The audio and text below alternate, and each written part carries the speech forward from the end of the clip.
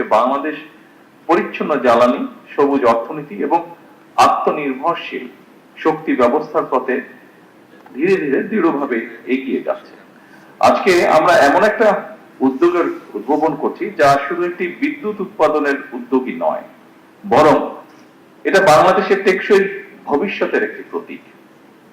জাতীয় সংসদ ভবনে 1 মেগাওয়াট রুফটপ সৌর বিদ্যুৎ ব্যবস্থার উদ্বোধনের মাধ্যমে আমার মনে হয় একটা বার্তা বোধহয় আমরা স্পষ্টভাবে দিতে পারবো। সেটি হচ্ছে বাংলাদেশ পরিচ্ছন্ন জ্বালানি, সবুজ অর্থনীতি এবং আত্মনির্ভরশীল শক্তি ব্যবস্থার পথে ধীরে ধীরে দৃঢ়ভাবে এগিয়ে যাচ্ছে।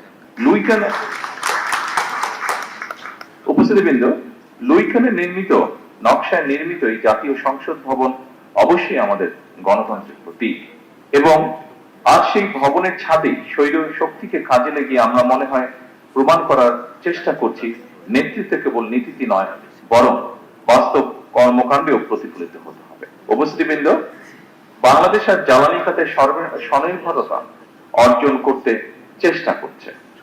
আমাদের অর্থনীতি সম্প্রসারিত হচ্ছে, শিল্পায়ন বাড়ছে, বিদ্যুতের চাহিদা দ্রুত গতিতে বৃদ্ধি পাচ্ছে।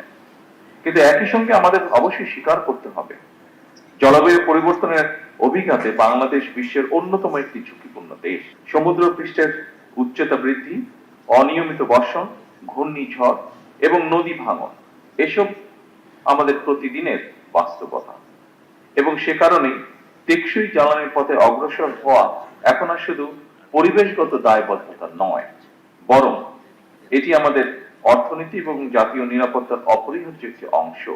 উপস্থিতিবৃন্দ, সৌরশক্তি সেই সম্ভাবনার সবচেয়ে উজ্জ্বল দিক।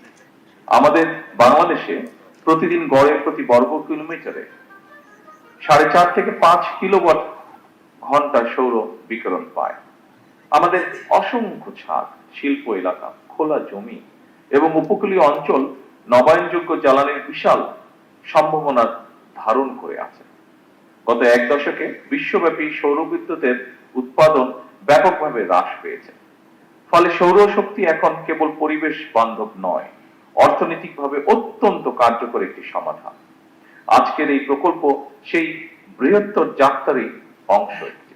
সম্মানিত সকল উপস্থিতিবৃন্দ, আমি দৃঢ়ভাবে বিশ্বাস করি জাতীয় সংসদ ভবনের এই উদ্যোগ দেশের সকল সরকারি এবং বেসরকারি প্রতিষ্ঠানকে অনুপ্রাণিত করবে। প্রতিটি ছাদ, প্রতিটি প্রতিষ্ঠান এবং প্রতিটি নাগরিক যদি পরিচ্ছন্ন জ্বালানির এই অভিযাত্রায় অংশ নেয়, তবে বাংলাদেশ ইনশাআল্লাহ খুব দ্রুতই একটি সবুজ এবং টেকসই উন্নয়নের মডেল রাষ্ট্রে পরিণত হতে পারে।